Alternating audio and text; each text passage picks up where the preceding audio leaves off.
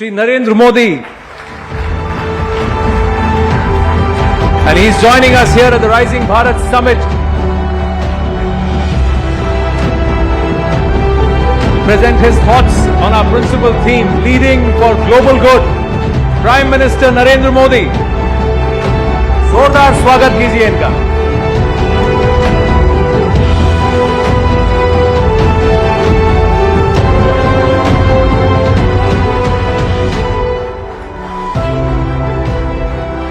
प्रधानमंत्री जी, आपका बहुत बहुत स्वागत है, आभार। एंड मैं now request News 18 networks managing director and group editor in chief Shri Rahul Joshi to welcome the honourable prime minister.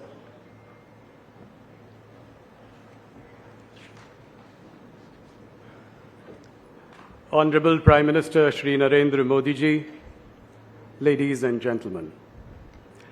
First, I would like to thank the Prime Minister for taking time out from his punishing schedule to be with us. Please give him a round of applause. We are indeed very, very grateful.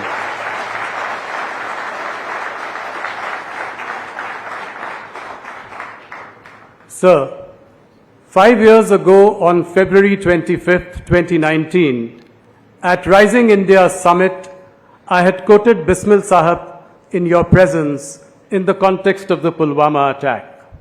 Sarfaroshi ki na ab hamare dil mein hai. Soon after my welcome address, you delivered your powerful keynote without betraying anything going on in your mind. And next morning, February 26th, we all woke up to the big news of India's attack on Balakot in Pakistan. Ladies and gentlemen, in many ways, it was the big turning point under PM Modi's leadership towards the end of his first term. The message was as loud as it was clear. Don't mess with a strong, resurgent, confident, muscular India. And of course, don't mess with Modi.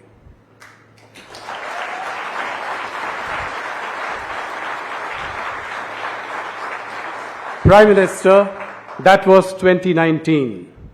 Fast forward 5 years to January 22nd, 2024.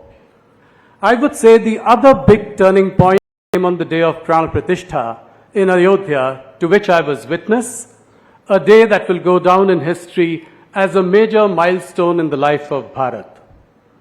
As I drove down the same evening from Ayodhya to Prayagraj to visit my mother, I could see amidst the celebrations and the bursting of crackers, the rise of a new India. As I passed through Gonda, Sultanpur and Pratapgarh in Uttar Pradesh, I could see in people renewed hope, renewed energy, renewed confidence. In many ways, the civilizational and cultural resurgence of India is finally taking wing. A Bharat that is not only soaring, but doing so while remaining firmly rooted in its cultural moorings. अगर इसी बात को मैं आपके शब्दों में कहूं, तो यह प्राण प्रतिष्ठा का समय सिर्फ विजय का नहीं, विनय का था। राम आग नहीं, ऊर्जा है। विवाद नहीं, समाधान है। वर्तमान ही नहीं, अनंत काल है। प्रधानमंत्री जी, 22 जनवरी के दिन आपने हमारी प्रतिष्ठा में प्राण फूंक दिए।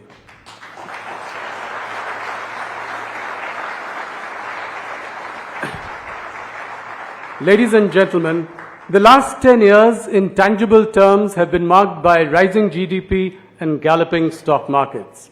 It has also been marked by efficient welfarism through direct benefit transfers while building an unprecedented scale of physical and digital infrastructure. Prime Minister Modi's biggest contribution is not only to take the Indian economy from the fragile 5 to the fabulous 5. His biggest contribution is to instill in every Indian a strong sense of self-esteem and a firm belief that India is finally getting its rightful place at the global high table of powerful nations. Today, our chest fills with pride that the Indian passport has gained in respect and stature. We bleed blue in every way. Finally, with your permission, Prime Minister, I would like to crystal gaze into the future. What would it be like same time 2029? I believe India will lead for global good, the theme of our Rising Bharat Summit this year. The next 5 years will mark a further acceleration of our journey towards a Viksit Bharat, one that will find its place in the top 3 economies of the world. Once again, it is not so much about adding trillions to the GDP, but the rise of India's stature globally. At the G20, you've shown that you are a bridge builder in a divided world. The New Delhi Declaration is a clear demonstration of your influence and relationship with global leaders. Ram willing, India will soon have a permanent seat at the UN. With the rapid strides the country is taking, we'll see an acceleration in reverse brain drain into the country. Global companies will soon have headquarters in Mumbai and Bangalore, while Indian conglomerates will take a bite of the big apple. Modi ji, all this has been possible because you think different, you think big, but you execute bigger. Your approval ratings show you're the most popular leader in the world. To Indians here and around the world, you're also by far the tallest. To end on a high note before your keynote, I would like to quote these powerful lines from Sacha Bharat by Ramdhari Singh Dinkar. वृथा मत लो भारत का नाम, वृथा मत लो भारत का नाम, भारत एक स्वप्न भू को ऊपर ले जाने वाला, भारत एक विचार स्वर्ग को भू पर लाने वाला, भारत एक भाव जिसको पाकर मनुष्य जगता है, भारत एक जलज जिसका जल का न दाग लगता है. Ladies and gentlemen, please put your hands together for the man of the moment, Prime Minister Narendra Modi.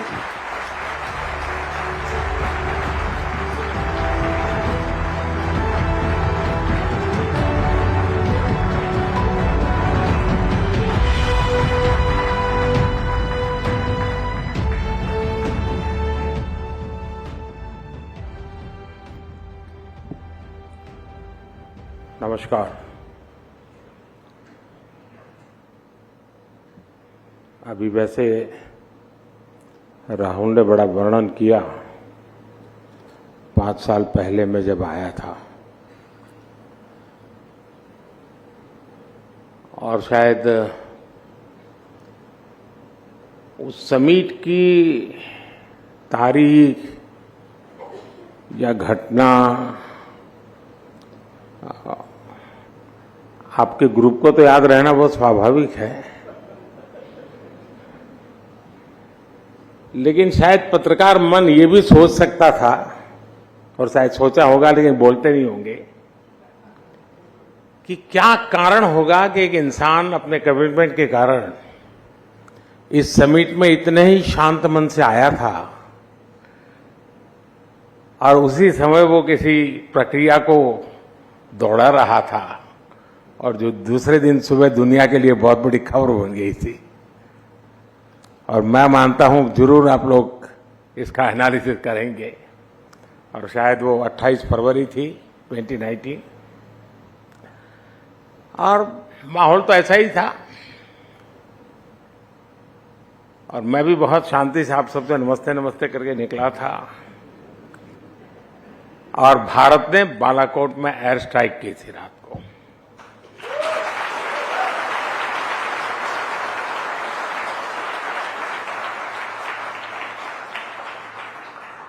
और वो एक दिन था और एक दिन आज है. और आपने देखा होगा कि आतंक के सरगना हो या विकास और शांति की चाहत रखने वाले देश हो, सबने राइजिंग भारत अनुभव किया है.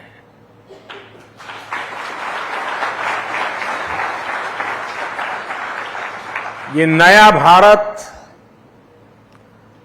आतंक के जख्म को नहीं सहता है.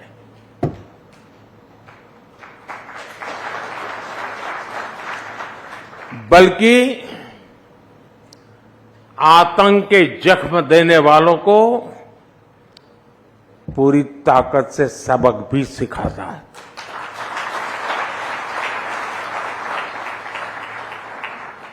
जो हमें आतंकी हमलों के जख्म देते थे, उनकी क्या हालत है, ये देशवासी भी देख रहे हैं और दुनिया भी देख रही है।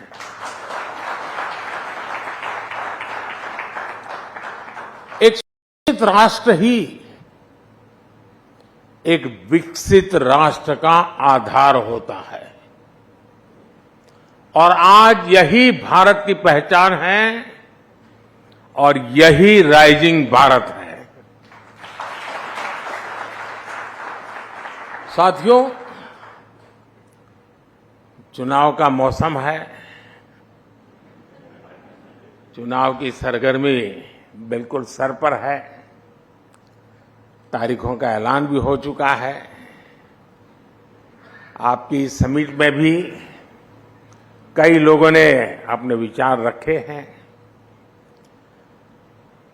डिबेट का माहौल बना हुआ है और मैं मानता हूं कि लोकतंत्र की यही खूबसूरती है।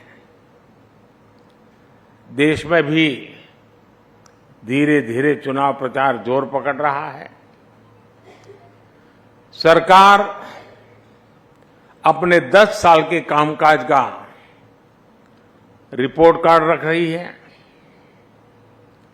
हम अगले 25 साल का रोड मैप बना रहे हैं और अपने तीसरे टर्म के पहले 100 दिन का प्लान भी बना रहे हैं।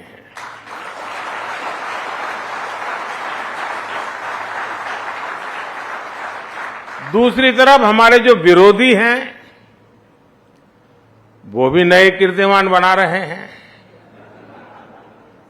आज ही उन्होंने मोदी को 104वीं गाली दी है। औरंगजेब कहकर नवाजा गया है। मोदी की खोपड़ी उड़ाने का ऐलान किया गया है। इन सब पॉजिटिव नेगेटिव बातों के बीच दुनिया का सबसे बड़ा इलेक्शन जारी है। 2600 से ज्यादा पॉलिटिकल पार्टियां, करीब 97 करोड़ मतदाता, 97 करोड़ वोटर्स, करीब 2 करोड़ फर्स्ट टाइम वोटर्स लोकतंत्र के इस पर्व में हिस्सा लेने जा रहे हैं। मदर ऑफ डेमोक्रेसी के तौर पर ये हर भारतीय के लिए, यहां इस हॉल में बैठे प्रत्येक व्यक्ति के लिए और आपके टीवी के दर्शकों के लिए भी उतनी ही गर्व की बात है। साथियों, आज पूरी दुनिया 21वीं सदी को भारत की सदी कहती है। बड़ी बड़ी रेटिंग एजेंसीज, बड़े बड़े अर्थशास्त्री, बड़े बड़े जानकार राइजिंग भारत को लेकर बहुत आश्वस्त है और इन लोगों के मन में कोई इफ नहीं है, बट नहीं है, नो इफ नो बट्स। आखिर ऐसा क्यों है? कोई सवालिया निशान नहीं, ऐसा क्यों है? ऐसा इसलिए है क्योंकि पूरी दुनिया आज ये देख रही है कि पिछले 10 साल में भारत ने कितने बड़े परिवर्तन किए हैं। आजादी के बाद से सिस्टम बना, जो वर्क कल्चर बना, उस सिस्टम में ये ट्रांसफॉर्मेशन लाना इतना आसान नहीं था, लेकिन ये हुआ है और ये हम भारतीयों ने ही करके दिखाया है। आज भारत का कॉन्फिडेंस लेवल हर भारतीय की बातों में झलकता है। आज हम विकसित भारत की बात कर रहे हैं। आज हम आत्मनिर्भर भारत की बात कर रहे हैं। और लोग चाहे विपक्ष में हो, देश के भीतर हो या देश के बाहर हो, सब भारत की उपलब्धियां देख रहे हैं। सिर्फ 10 साल में 25 करोड़ लोगों का गरीबी से बाहर निकलना, क्या ये ऐसे ही हो गया होगा क्या? सिर्फ 10 साल में भारत का 11वें नंबर से 5वें नंबर की इकोनॉमी बन जाना, क्या ऐसे ही हुआ होगा क्या? सिर्फ 10 साल में भारत का फॉरेक्स रिजर्व बढ़कर के $700 बिलियन के पार पहुंच जाना, ये क्या ऐसे ही हुआ होगा क्या? सिर्फ 10 साल में भारत का एक्सपोर्ट $700 बिलियन पार कर जाना, क्या ऐसे ही हुआ होगा?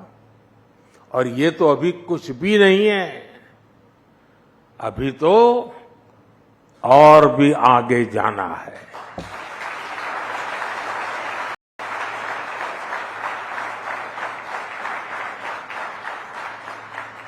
साथियों, यहां बड़े बड़े जर्नलिस्ट मौजूद हैं, इंडस्ट्री के लोग हैं, सिविल सोसाइटी के दिग्गज हैं, पॉलिटिकल फील्ड के लोग भी हैं, ब्यूरोक्रेसी वर्ल्ड के भी लोग हैं। आप जानते हैं कि हमारे यहां सरकारों में ब्यूरोक्रेसी में काम कैसे होता रहा है।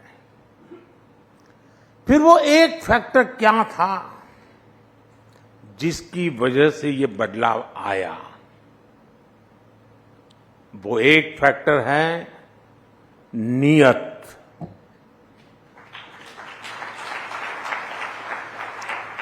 नियत सही तो काम सही। और नियत कौन सी? नेशन फर्स्ट की नियत। मेरे देश में कोई कमी नहीं है कि उसकी पहचान गरीब देश के रूप में हो। हम दुनिया के सबसे युवा देश हैं। एक समय में हम ज्ञान में, विज्ञान में सबसे आगे रहे हैं। दुनिया की कोई वजह नहीं है कि भारत किसी भी देश से पीछे रहे। बस हमें नेशन फर्स्ट की नीयत के साथ आगे चलना है।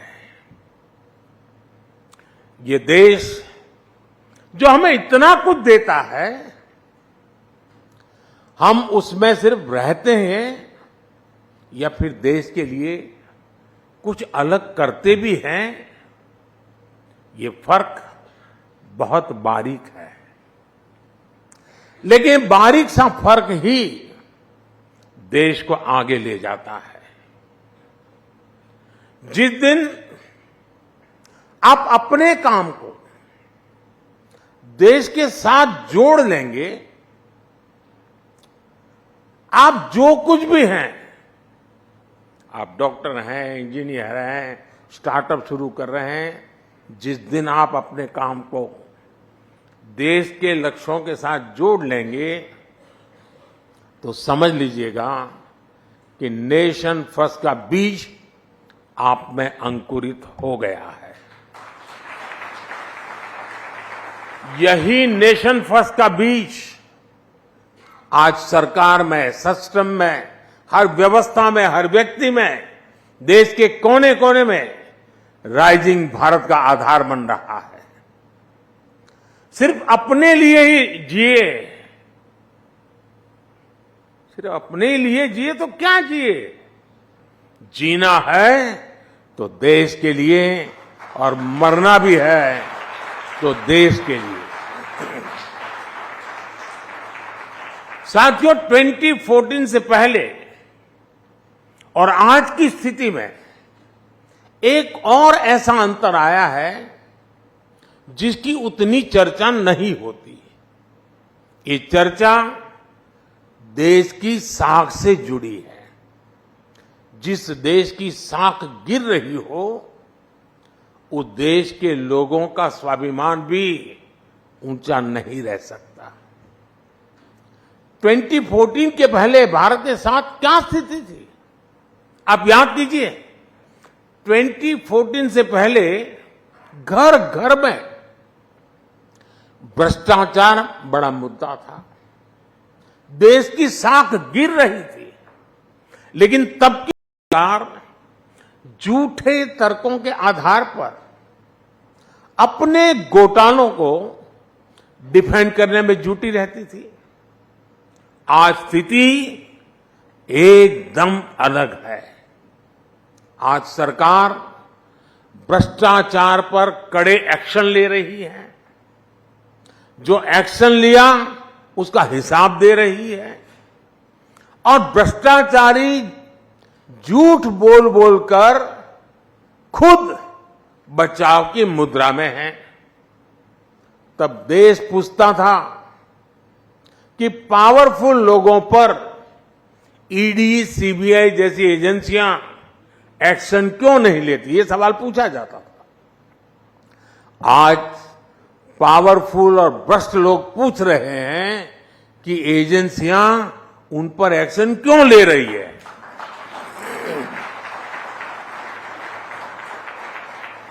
ये अंतर 10 सालों में आया है।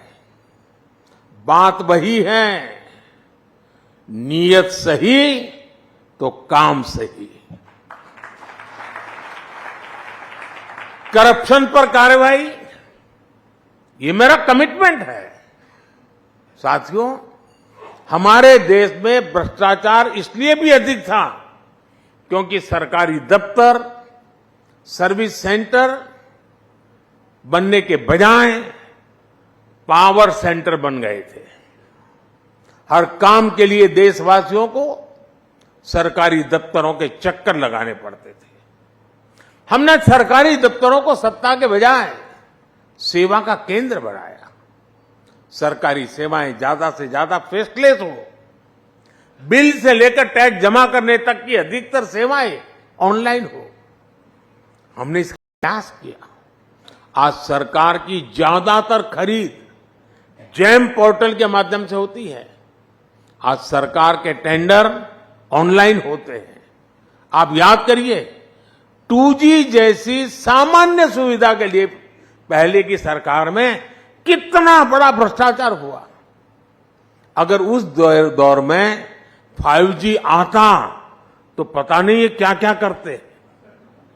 साथियों, पहले के समय में भ्रष्टाचारी बहुत दिमागी तिकड़म लगाते थे। हमारी सरकार ऐसे भ्रष्टाचारियों का इलाज टेक्नोलॉजी से भी कर रही है। आज भ्रष्टाचारियों की धरपकड़ आसान हुई है। आज मनी ट्रेल को छुपाना और कैश को छुपाना दोनों मुश्किल होते जा रहे हैं। और इसलिए कभी किसी सरकारी बाबू के घर से, बिस्तर से, दीवारों से नोटों की गड्डियां निकलती हैं। कभी किसी कांग्रेस के सांसद के घर से सैकड़ों करोड़ के नोटों के ढेर निकलते हैं। कभी किसी टीएमसी के मंत्री के घर से नोटों के ढेर निकलते हैं। इसलिए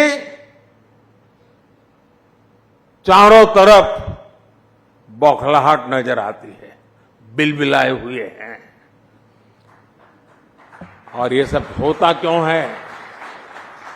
बात वही है, नीयत सही तो काम सही। साथियों, आप में से जो सीनियर हैं, उन्होंने वो दिन भी देखे हैं जब देश के एक प्रधानमंत्री ने कहा था कि दिल्ली से 1 रुपया भेजता हूं तो सिर्फ 15 पैसा गरीब गांव के गरीब तक पहुंचता है। यानी सरकारी खजाने से पैसा निकल रहा था, लेकिन वो किसी और की जेब में जा रहा था। ये ऐसा भ्रष्टाचार था जो सीधे सामान्य जन को प्रभावित करता था। मनरेगा का पैसा सरकारी खजाने से निकलता था, लेकिन मजदूर को मजदूरी नहीं मिलती थी। गैस की सब्सिडी किसी और के खाते में पहुंच जाती थी। अपनी स्कॉलरशिप पाने के लिए भी रिश्वत खिलानी पड़ती थी। 10 साल पहले तक जो सरकार में थे, उनको ये सूट करता था, उनकी राजनीति को ही सूट करता था। लेकिन साथियों, हमने सरकारी खजाने की इस लूट को पूरी तरह से बंद कर दिया। हमने जनधन, आधार और मोबाइल की त्रिशक्ति बनाई। हमने डायरेक्ट बेनिफिट ट्रांसफर डीबीटी के माध्यम से 34 लाख करोड़ 34 लाख करोड़ रुपए सीधे लाभार्थियों के बैंक खाते में पहुंचाए। अगर पहले वाला हाल होता और 1 रुपया और 15 पैसा वाली थियरी होती, तो 27-28 लाख करोड़ रुपए गरीबों तक कभी पहुंचते ही नहीं, कहीं और चले जाते। 27-28 लाख करोड़ अलग अलग योजनाओं के करीब 10 करोड़ फर्जी लाभार्थी, वो लोग जिनका कभी जन्म नहीं हुआ था, लेकिन कागजों पर वो जिंदा थे, योजनाओं के हकदार बन गए थे। हमने ऐसे 10 करोड़ फर्जी नाम हटाए हैं। इसका मतलब उसका बेनिफिट लेने वाले लोग क्या मोदी का जय जयकार करेंगे क्या?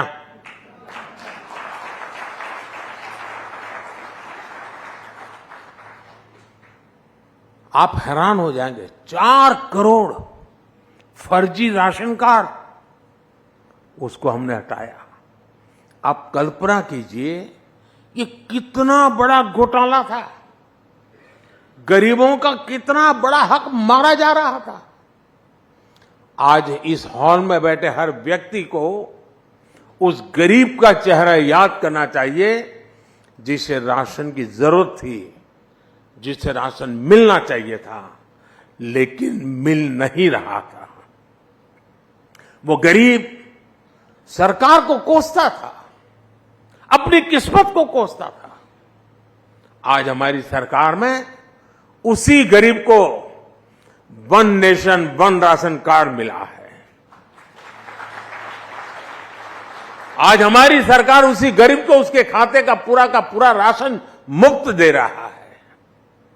आज वो गरीब जब मुझे आशीर्वाद देता है तो विपक्ष के मन में गालियां फूटती हैं। मेरे लिए भी गालियां, वो गरीब मुझे आशीर्वाद देता है इसलिए उस गरीब को भी गालियां, लेकिन गालियों से कोई फर्क नहीं पड़ेगा। देश ने तो मन बना ही लिया है। फिर एक बार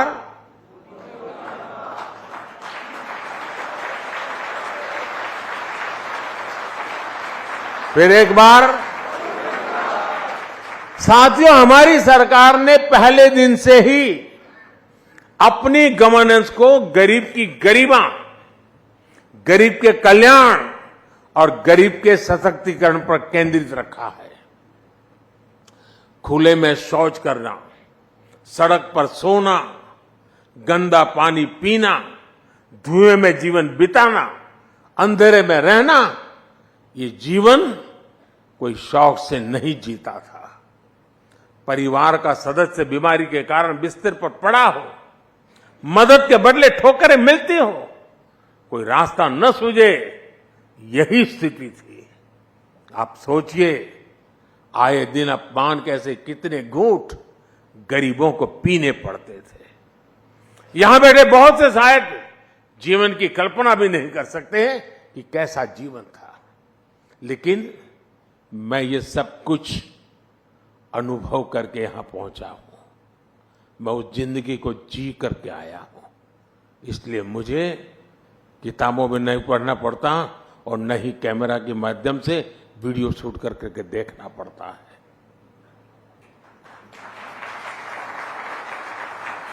और इसलिए हमारी सरकार की जितनी भी फ्लैगशिप योजना है उनमें आपको गरीब के, सामान्य जन के इस दुख दर्द का भी इलाज मिलेगा।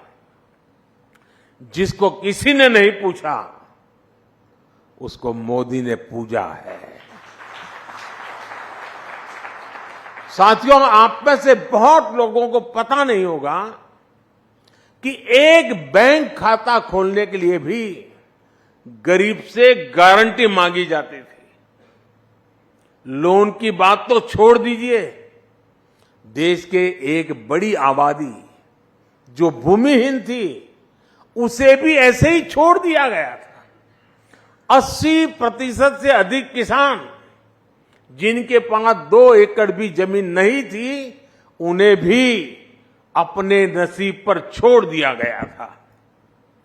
करोड़ों नौजवानों के लिए बैंक के दरवाजे बंद थे क्योंकि उनके पास भी गारंटी नहीं थी। जिनके पास किसी को देने के लिए कोई गारंटी नहीं, उनकी गारंटी मोदी ने ले ली।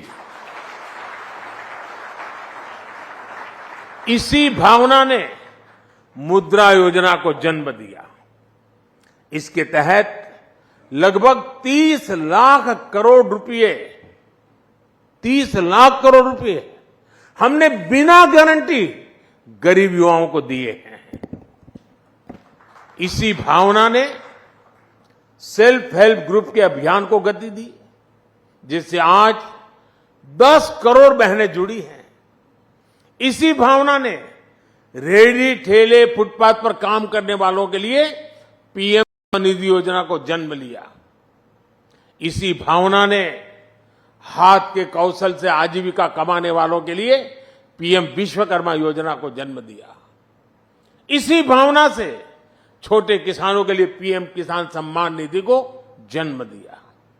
इसके तहत उन्हें करीब 3 लाख करोड़ रुपए मिले हैं। कल्पना कीजिए, अगर नीयत न होती, मोदी की गारंटी न होती तो क्या होता। आज जो ये मोदी की गारंटी का इतना सकारात्मक प्रभाव है वो किसी विज्ञापन की मोहताज नहीं है। मोदी उस गरीब की गारंटी बना है जिनकी कोई गारंटी नहीं लेता था। इसलिए देश का हर गरीब आज मोदी की गारंटी पर विश्वास करता है। और मैं फिर कहूंगा, ये तो कुछ भी नहीं है, अभी तो और भी आगे जाना है।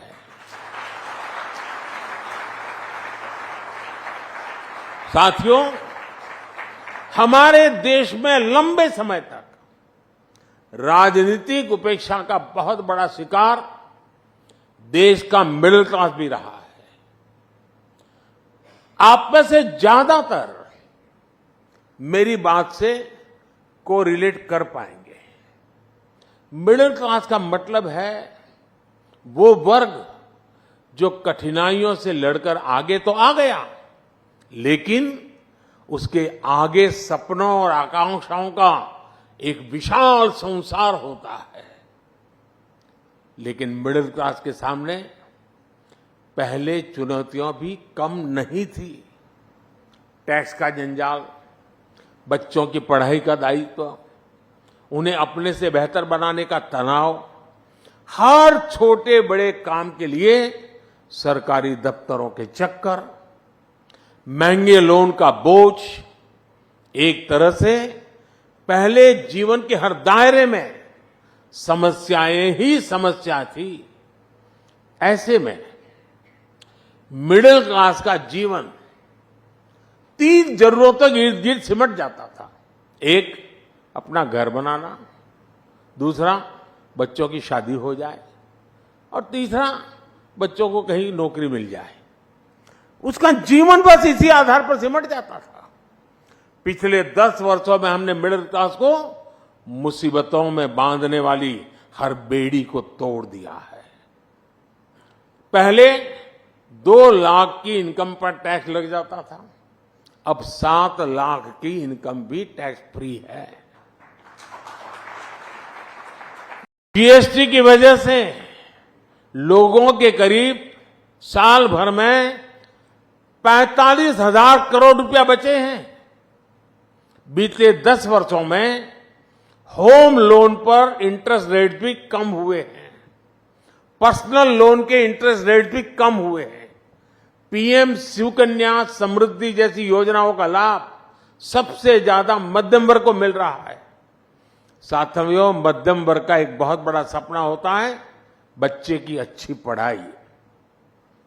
इस दिशा में भी पहले की सरकारों ने मध्यम वर्ग की आकांक्षाओं का ध्यान नहीं रखा। आज हमारी सरकार देश में तेजी के साथ एजुकेशन इंस्टीट्यूट खोल रही है। बीते 10 साल में हर दिन भारत में 2 नए कॉलेज बने, प्रतिदिन डेली 2 नए कॉलेज, और हर हफ्ते एक नई यूनिवर्सिटी बनी है। देश में रिकॉर्ड संख्या में नए आईआईटी, आईआईएम्स और मेडिकल कॉलेज खुले हैं। 2014 तक देश में 400 से भी कम मेडिकल कॉलेज थे, लेकिन उनकी संख्या 10 साल में 700 तक पहुंच गई है। 2014 में पूरे देश में सिर्फ 50,000 एमबीबीएस सीट थी। आज देश में एमबीबीएस सीटों की संख्या बढ़कर 1 लाख से ज्यादा हो गई है। मेडिकल में पीजी की सीटें भी 2 गुनी से ज्यादा हो चुकी है। सरकार ने स्थानीय भाषा में मेडिकल और इंजीनियरिंग की पढ़ाई का जो निर्णय लिया है, उसका भी फायदा मध्यम वर्ग के बच्चों को मिला है। हमारे मिडिल क्लास परिवारों के हजारों करोड़ रुपए अपने बच्चों को बाहर किसी देश में पढ़ाने में खर्च हो जाते थे। ये पैसे बचे, इस दिशा में भी हमारी सरकार काम कर रही है। आज दुनिया के एक से बढ़कर एक विश्वविद्यालय यहां भारत आकर अपना कैंपस खोलना शुरू किया है। फॉरेन यूनिवर्सिटीज की मदद के लिए सरकार ने नियमों में भी बदलाव किया है। साथियों, बीते 10 साल में जो नए सेक्टर खोले गए हैं, उन्होंने भी मध्यम वर्ग के बच्चों के लिए आगे बढ़ने के नए रास्ते बनाए हैं। स्पेस सेक्टर हो, स्टार्टअप हो, ड्रोन और मैपिंग सेक्टर हो, इन सबको नौजवानों के लिए खोल दिया गया है। डिफेंस सेक्टर में भी रिफॉर्म करने से हमारे नौजवानों को नए अवसर मिल रहे हैं। स्पोर्ट्स सेक्टर में भी हमने जो आधुनिक इंफ्रास्ट्रक्चर बनाया था, ट्रांसपेरेंसी पर जो काम किया, उसने भी नौजवानों के लिए नए अवसर बनाए हैं। अभी हमने जो पीएम सूर्यघर मुफ्त बिजली योजना शुरू की है, उससे भी बड़ी संख्या में रोजगार और स्वरोजगार के नए अवसर बनने वाले जा रहे हैं। और उसके कारण मध्यम वर्ग का बिजली का बिल 0 होने वाला है। मध्यम वर्ग का एक और बड़ा सपना होता है शहर में अपना घर। लेकिन आप जानकर हैरान रह जाएंगे कि शहर में रहने वाले मिडिल क्लास के लिए पहले की सरकारों में एक भी योजना नहीं थी। मध्यम वर्ग के घरों के लिए पहली योजना अगर किसी सरकार ने बनाई तो हमारी सरकार ने बनाई। हमने मध्यम वर्ग के लोगों को घर के लोन में सब्सिडी दी, ब्याज में राहत दी। इस पर करीब 50,000 करोड़ रुपए हमने खर्च किए। इसका भी बहुत बड़ा लाभ मिडिल क्लास परिवारों को मिला है। उनके अपने घर का सपना पूरा हुआ है। साथियों, दिल्ली एनसीआर के लोग जानते हैं कि पहले की सरकारों के समय कितने फ्लैट फंस गए थे। लोग किराए के घरों में रहते थे, ईएमआई भी भरते थे और अपने घर के पूरा होने के इंतजार में जीवन पूरा कर रहे थे। मिडिल क्लास के इन परिवारों की भी पहले किसी भी सरकार ने सुनी नहीं थी। हमारी सरकार 25,000 करोड़ रुपए की व्यवस्था करके ऐसे अधूरे प्रोजेक्ट को पूरा करवा रही है ताकि मिडिल क्लास के परिवार को उसका अपना घर मिल जाए, उसने जो इन्वेस्टमेंट किया है उसको मकान मिल जाए।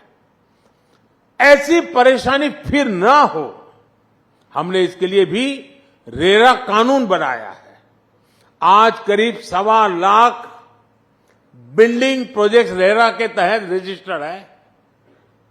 अब कोई ये मनमानी नहीं कर सकता कि किसी मिडिल क्लास के व्यक्ति का घर फंसा दे या अधूरा छोड़ दे।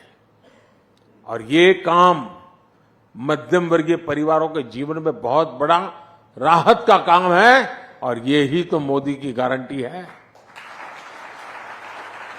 साथियों, मोदी सिर्फ शहर में ही नहीं, गांव में रहने वाले लोगों की संपत्तियों की भी चिंता कर रहा है। गांव में प्रॉपर्टी के कागज ना होने की वजह से लोगों की जिंदगी कचहरी के चक्कर काटने में ही गुजर जाती है।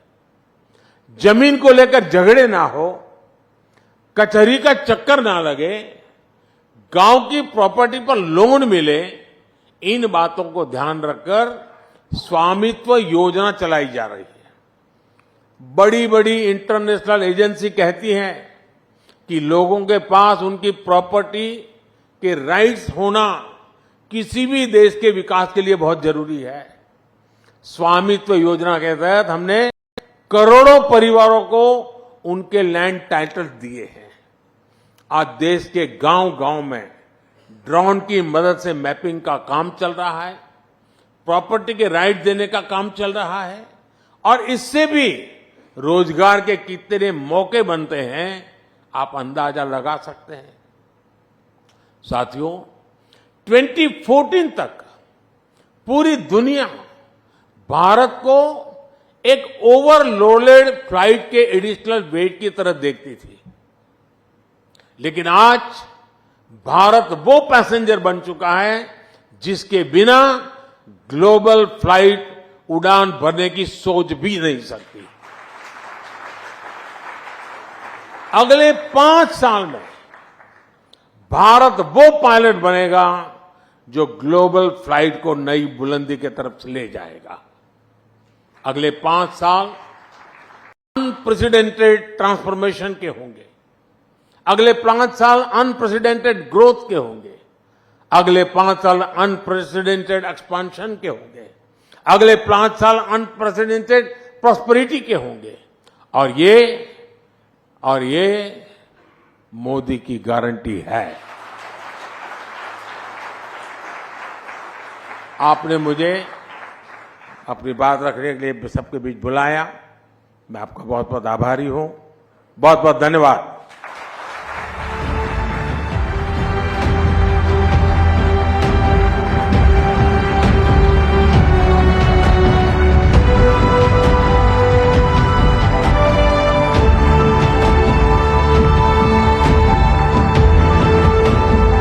बहुत बहुत धन्यवाद प्रधानमंत्री जी। Can we have one more big round of applause for a fantastic address and a big note of thank you to Shri Narendra Modi, the Honorable Prime Minister of Bharat.